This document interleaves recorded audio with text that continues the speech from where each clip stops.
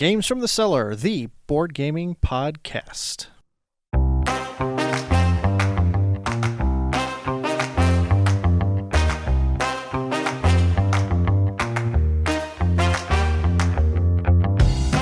intentionally drew that one out because this is going to be a really short episode. So we're going to play Air, Land, and Sea from Arcane Wonders. Yeah. Looks like a short little game. It's a short little game, small little box. It's 18 cards, and then the little theater boards and a couple of player cards. So it's and some points tokens. Which Is this one of those 18 card challenge games? I honestly, it very well could be, because that's like been a thing since what's its name came out. The what's the one where you're trying to get to the princess? Oh, Love Letter. Love Letter, yeah. There's been these 18 card game challenges where you essentially design a game with just 18 cards. And it didn't dawn on me until you just mentioned it, but you're right, this game has 18 cards in it. So maybe that's where this is coming from. It could be. It could very well be. I didn't do enough research on this beforehand to know. Mm-hmm. All I do know is that it's highly regarded on the So Very Wrong About Games podcast. Oh, well, in that case. And since we're doing podcast shout-outs today, I thought... let's get that one in, too. We'll get that one in, too. If you don't listen to that one, give it a shot. You may or may not like it, but I find them to be very interesting and have pretty good takes on most gaming topics. So, well, this is a cute little game. It's not a whole lot here. The rules are whisper thin from the looks of it. It's got a World War II sort of theming to it with the pictures and the like. And it looks like you fight battles in on the air, or in the air and on land and in the sea. So I suppose that makes sense given what it's titled. So, yeah, so my understanding is that the basic rules are you play a card and your opponent gets to play a card, and they have to match their theaters. So you'd play an air card in the air theater, a land card in the land theater, etc. And then each of the cards has a number between 1 and 6, which signifies its strength in that theater. Where it gets interesting is that each of the cards, well, most of the cards, have some kind of little ability that break the rules in a little way.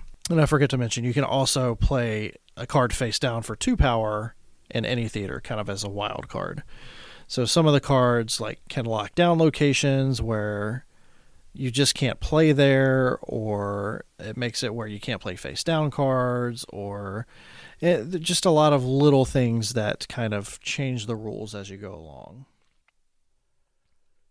And it's like 6 cards per person, right? Or is it 9 cards per person? 6 cards per person. This should go pretty doggone quick when all is said and done. With 18 cards, there's going to be 6 cards that you're not going to see, so it's not like this perfect information situation. Mm-hmm. Which keeps it interesting. And then I think the most interesting part about this game is the ability to withdraw. So you're not beholden to play all your cards. So you don't basically have to finish the hand. You don't have to finish the hand. So basically, you can look at your hand and say, "There's no way I'm winning this." And you can withdraw. And when you withdraw, your opponent gets less points. So it's a race to get to 12 points. If you play out your entire hand, you're going to give your opponent 12 points. You're going to give your opponent 6 points if you lose. Okay. However, if you're looking at your cards and realize that, about halfway through with 3 cards left in your hand, you've got nothing. You've got nothing. You're actually only going to give your opponent 3 points at that point. So it's this interesting aspect of not only you playing cards to, get the best points or to win these areas, you also have to look at your hand and kind of reason out if you can actually win the entire game or that entire round, as it were. Okay. Because, tactical retreats are a thing, and maybe you need to just rack it up and play again so you can get full points next time around. Yeah, that's a thought. So yeah, it's I think it's maybe 10 or 12, 15 minutes a game. Probably can knock a few of these out. You could play best of 3 if you really wanted to. Yeah, absolutely. All right. So how about we give this a shot? See how it goes. Give it a roll, see what happens. All right. I'm looking at the two difference of the first player and the second player cards, and so first player you get to bail at 4 cards to give your opponent 2 points, and at second player you get to bail at 5 cards to give them 2 points. And it seems to me, It's because the first player gets to play a card first.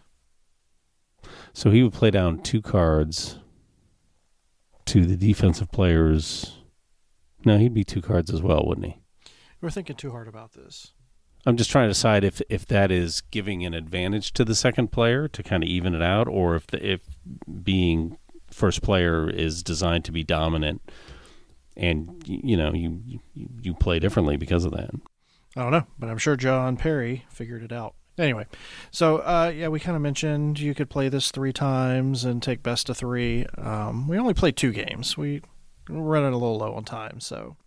Yeah, and the second game, you chewed me up pretty solid. Yeah, you took the first game. I took the second game. I have a feeling had we played Summoner Wars a second time, probably would have had the same results.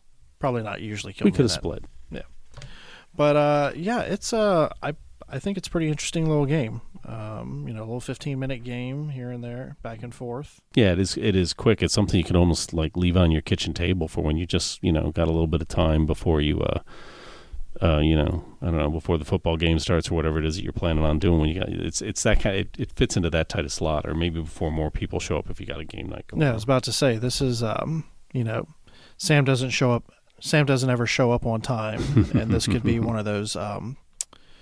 What is that F word that I can't remember? Lands you in the penalty box. Yeah. Well, it's a short game that you could fill a few minutes with a game or two. As you're waiting for someone to show up. Yeah, and it's very much it has battleships and airplanes on it, but this is very much a card game. Mm-hmm. And it's all about card control of the board, and it reminds me more of like playing bridge or something like that, where you've got to use your cards and kind of finesse your way across. The ordering matters. I need to get this card out so that my next card is more effective, so I can hamstring whatever ability he's got on his side. It's that kind of thing. The war theme is very it's pretty. The art's pretty. I'm kind of an airplane guy, and none of the airplanes are actual airplanes, so it kind of throws me off a little bit. Yeah, they're little fiction-y airplanes. Yeah, but artistic license airplanes. Yeah, but the art is very nice, so I can't complain about that, and I like the colors. So yeah, it has kind of a battle line feel. Yeah, that's something similar. Yeah. Wait a minute. Battle Line's the one that does not have a map. Battle Line is the one where you're building the rows of cards. Mm-hmm, the rows of cards. Okay, yeah, you're right. Yeah, it is similar to that, and I had to make sure I had my right battle game. Yeah, lots of battle games. No, it's a simple card game where you're putting down sets of 3, 1 card at a time to... Well, you're putting down on 3 columns. I don't know. It's been so long since I played Battle Line. This just makes me think Battle Line. Oh, okay. I thought you were talking about this game, no, Air, Land, and Sea. Yes. Yeah, Air, Land, and Sea. The basic rule is very simple. You play a card, and high score wins. You got to win 3 columns to win the round. 2 columns to win the round. 2 columns, sorry. 2 out of the 3 columns to win the round. And then you get points based on when your opponent retreats. The interesting part of it, or the sauce as it were, is each of the cards has a special ability. So you can flip your opponent's cards over, you're locking down locations, you're moving cards around, and you're playing cards in spots where they otherwise shouldn't be played. The funniest mental image we had, and then we started talking physics about this, but the heavy tanks being dropped from a plane. It's like, well, how much force does a tank shell expel?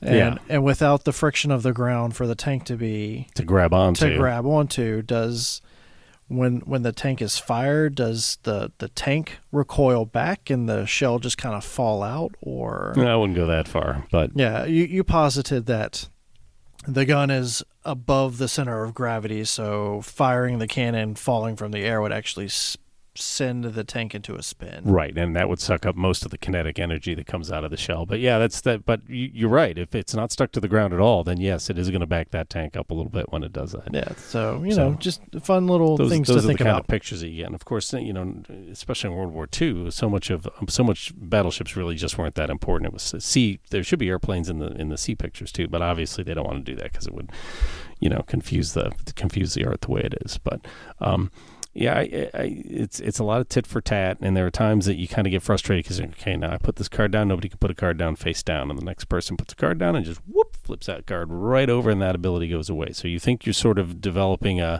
you're establishing some level of control, and the player opposing you he's got a countermeasure where he just says, nope, that card's back out of the picture again, flips that card over, and it can't work.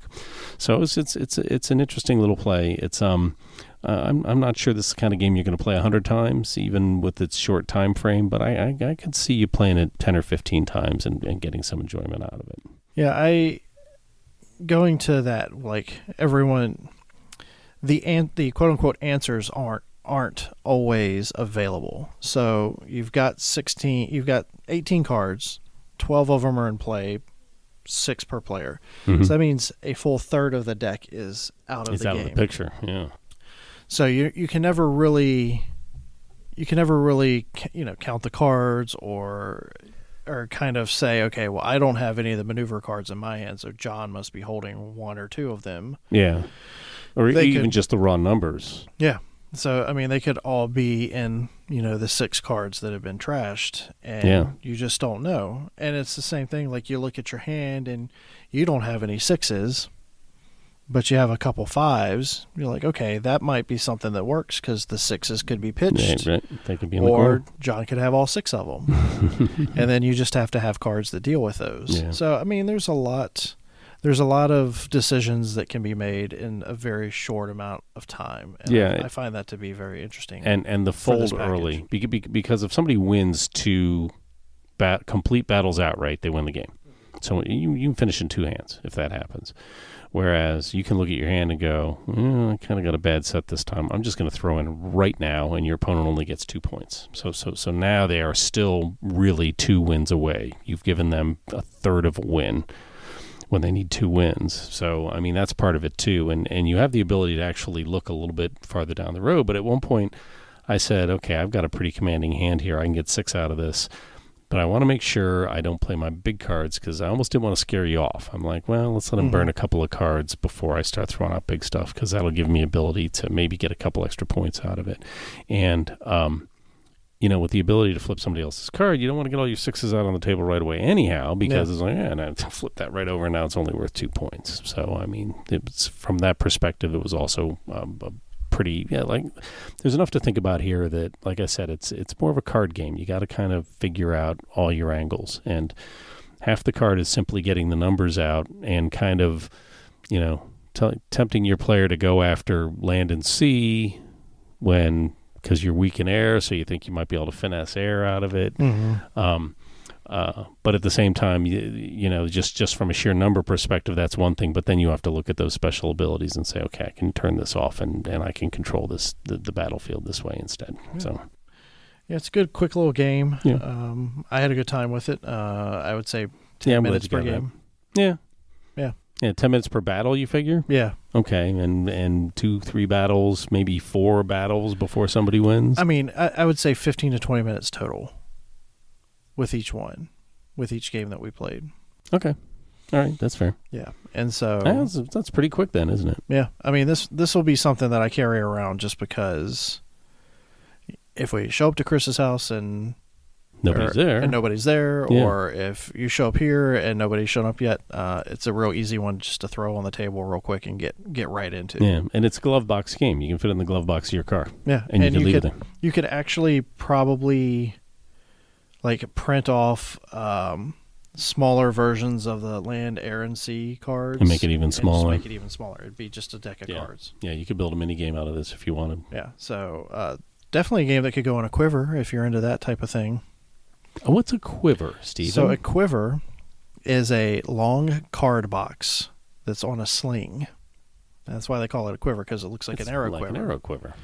I used to have a similar situation, but it was my battle box. Okay. So back when I worked for AEG, they had they would do these battle boxes for all their CCGs. So there was a Warlords battle box and a You mean decorated for their games?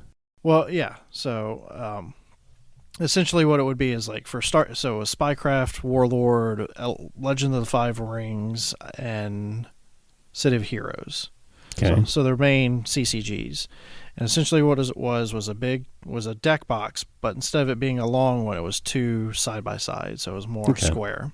And it would come with two starter decks, the rules, and like a die. Okay. So it was a whole game kit. Yeah, it was a whole game kit, but it was mostly a box. Okay. And so I was able to fit in that one box, I think, 8 different games. Oh, jeez. So I was able to fit 7 Wonders in there because the tarot cards, if you lay them on their side, fit. Okay. And I had a love letter in there, obviously, very easy. Of course. Thing to Another AEG game too. Colorado. Yeah, that makes sense. I'm looking at my shelf just to remember what all it was. And I think Bonanza. I think I had Glory to Rome in there Okay. back when it was the old version. Mhm. So I had like 8 or 9 games that basically lived in that box. in the trunk in that box. I could throw it in my backpack. So Mhm. I always had games wherever I was going. We took it on a cruise one time. Oh, no kidding. So before the Dice Tower cruise, we were doing board gaming cruises. So I mean, yeah, this would be something very easy to. I mean, throw in your backpack, throw in your purse, and if you had the smaller. If you had the smaller theater cards, you could even play this like at the table waiting for dinner to show up. Yeah, you could. Play it at the bar as you're drinking. And the timing is right on that too. Yeah. So you're sitting at whatever cheesy suburban restaurant you're eating at, and then before your potato skins show up, you could get a game of this. Yeah, and you could totally take it to your favorite brewery and get a couple games in. Yep. So yeah, let's give it a call. What do you think of Airland NC? It's a solid 7. I don't think it's it's certainly not a lifestyle game, but it's a game you can get in a couple of turns and have a good time with it. I think it's solid. Yeah, and I agree. It's going to get a 7 for me as well, simply because it's small enough to be very portable, and the games are short enough to where you can fit it into a lot of different situations. Mm-hmm. And for a game this small, there are a lot of good decisions that you can make. So you compare it to like Love Letter, Mm-hmm. both 18 card games. Mm-hmm. I feel like the decisions that you're making here are a lot more impactful. I say impactful, but more brainy than say Love I agree. Letter. Yeah. Love Letter, sometimes you just sort of the cards are playing you. Yeah. You got to play what you got to play. Now I get it. Love Letter is more of like a deduction game. Yeah. They're completely different animals, Yeah. but I feel like if you're looking for something that kind of tickles your brain a little bit while you're trying to fill some time, this is a real good option for that. Yeah, I agree. All right. Well, that is And cheap too. Airland NC. Yeah, I think it was had to be $20. Couldn't be any more than that. Yeah, it's perfect. Yeah. So check out your local game store, or if you're prone to doing online game shopping, you can check it there. But yeah, definitely pick up a copy. All right. Then.